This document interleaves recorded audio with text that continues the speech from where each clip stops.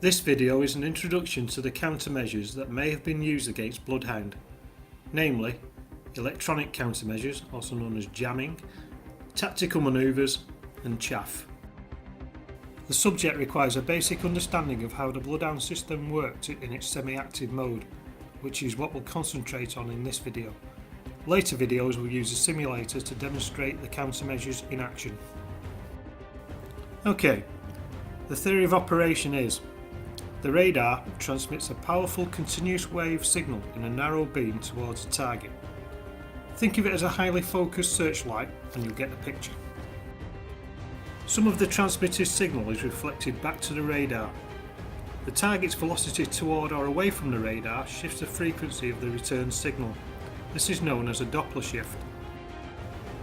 The radar locks onto the Doppler shifted reflection and automatically tracks a target in bearing and elevation.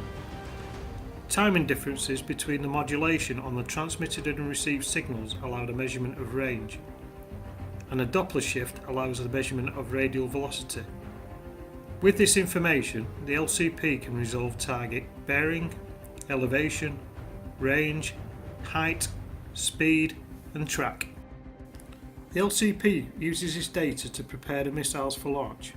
It points the homing head to look directly at the target at the end of the boost, primes the receiver to search for the target Doppler frequency and selects an appropriate climb cruise trajectory. At the end of boost, the receiver locks onto the reflected signal and the homing head tracks the target position. Initially, the missile navigates in bearing only while flying a pre-selected climb cruise trajectory in pitch. At the appropriate moment, the LCP commands the missile to leave the climb cruise program and navigate to the intercept point. At interception, the radar proximity fuse detonates the warhead. If that sounds quite simple, it's because it is.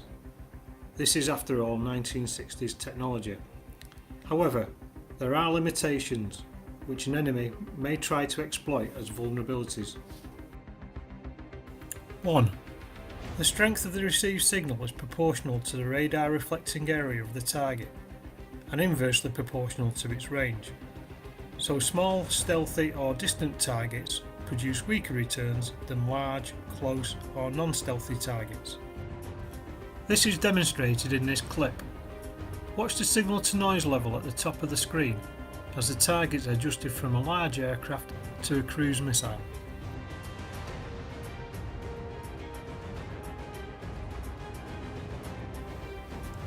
Two. The received signal must be above a threshold signal to noise level before the radar and missile receivers can detect it. 3. The radar must continuously illuminate the target with radar energy so that the missile can track the reflected signal. 4. The radar and missile receivers must be able to follow any frequency shifts arising from target speed or heading changes. 5.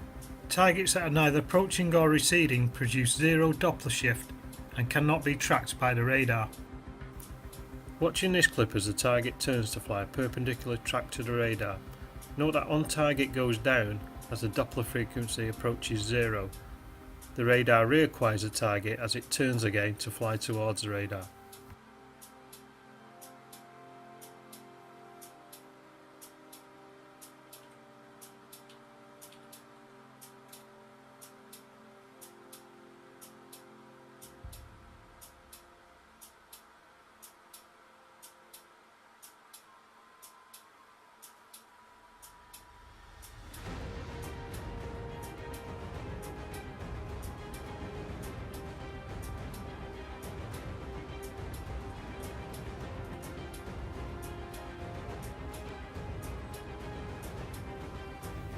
Six.